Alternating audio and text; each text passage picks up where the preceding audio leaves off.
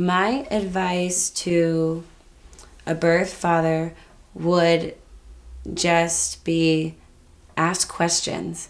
I think a lot of times if you are scared, you'll shut it off, and it might seem that you don't care at all, but your opinion is so valuable, and this child is also yours. So we want you to be a part of it.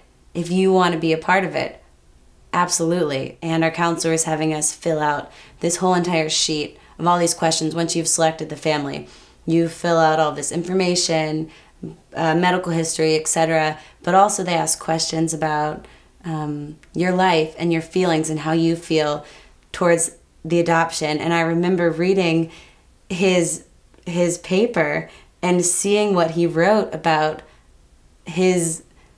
what he perceived of the whole situation and how this child was created out of love and it was nothing but love. And I remember reading it thinking, oh my gosh, what? You think these things? You have feelings? But of course, he had these feelings. But for me, putting those those ideas, oh, you're just a guy, you don't feel all these things. You had no idea. They were all things that I had never thought to ask him.